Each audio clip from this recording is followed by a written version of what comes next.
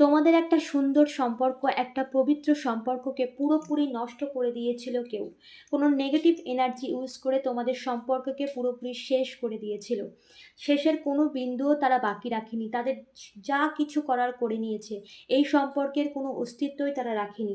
কিন্তু কারেন্ট সিচুয়েশনে এখন যে বা যারা এই সমস্ত কিছু করেছে তার হাল কী দেখো। যে তোমাদের সম্পর্কের মধ্যে আর এই রকম একটা স্থিতি এনে দিয়েছে যেখানে নো কন্ট্যাক্ট সিচুয়েশন, যেখানে তোমার প্রিয় মানুষ তোমার থেকে পুরোপুরি মুখ ঘুরিয়ে নিয়েছিল।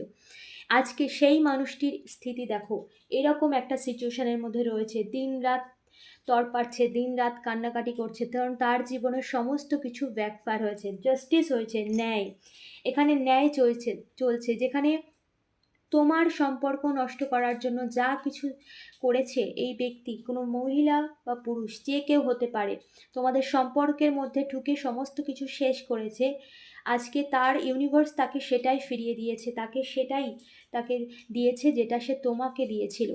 এবং তোমাদের সম্পর্কে নতুন করে সমস্ত কিছু শুরু হতে চলেছে এবার, এটা ঈশ্বরের ন্যায়।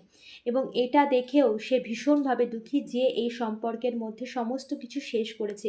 তার কর্মা, তাকে ইউনিভার্স তাকে ফিরিয়ে দিচ্ছে যে এইভাবেই সে তার কর্মফল ভোগ করবে, আর একদিকে তোমাদের সম্পর্কের সূত্র এবং তোমাদের সম্পর্কের নতুন করে শুরু দেখেও এটাও তার কর্মা। ইউনিভার্স তাকে সুদ সমেত সমস্ত কিছু ফেরত দিতে চলেছে।